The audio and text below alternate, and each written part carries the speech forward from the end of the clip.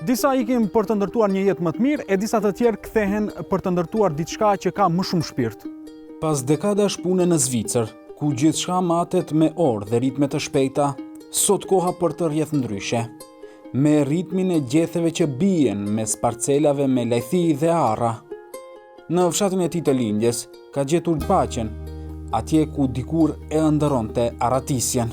Qerim Kasami, një pensionist që ka kaluar pjesën më të madhe të jetës në Zvicër, ka vendosur t'ia kushtoj vitet e pleqërisë një pasioni të vjetër, kultivimin e lajthive dhe arrave në tokën ku u lind.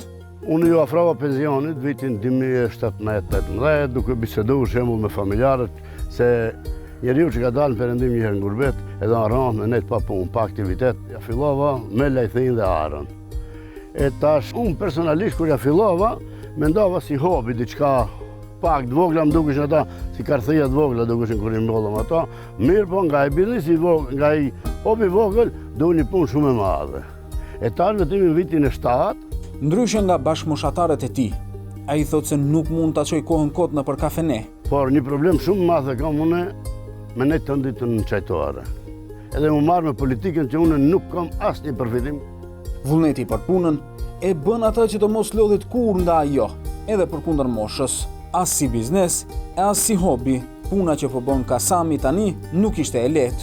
Për ta pas këtë lini për mbjelljen e këtij u desh me mbjell krejt 1200 karthia i murëm edhe i vumë edhe me pena, edhe i kemi matë në krejt anët ka që qështë që e drejtë. To e në fundi që i mlodhëm, dhe kjo e kanë dje, edhe përandaj edhe janë të përzij me sartë, sigurisht që i shihni, tu kemi lajthi shembull edhe të tavolinës edhe të industrisë. Më thonë, e tavolinës është e cila shitet me të madhe në Shqipëri, është e kjo e cila peshon deri në 4.0.5 gram kokra e kësaj lajthi, dhe më thonë është një lajthi shumë e madhe, kurse të tjerat janë lajthit industriale. Më thonë, këtë e kërkon medicina, e kërkon ushqimi, çokolada në të rishit. Lajthia e tavolinës dhe industrisë është një dallim shumë i madh se i ndirë kjo ka shumë më pak, 40% më pak se kjo e industrisë. Frytat e thatë ku bën pjesë lajthia, i duhet disa ditë pas mbledhjes për t'u tharë. Tu është magazini që limbajmë në frutat, shkaki i derës që është e hapur, shkaki i lagështejis, 3 thatë, i kemi qunë nartë që eshim në tavolina. Ka lagështejit bollshme, kjo mu më ndimon shumë. Çka aparat i vogël, më ndimon verës. Edhe këtë e marim, e vena këtu. Edhe kjo duhet 11.2, do më thonë këtë harat janë të freskta, akoma nuk janë për trek. Post lajthive, Kasami një pjesë të plantacionit ka ndarë edhe për mbjelljen e arrës. Si me leshivri këtu janë ke ana e arave, këtë vit, ka lënë frutat e para, kanë kokra, kjo është ara Chandler. Ara Chandler një arë shumë nga Amerika, pre Amerike ka në Turqi shërtohet, edhe shejtët për moment në Balkan është janë ndërmat njohshëm të ara.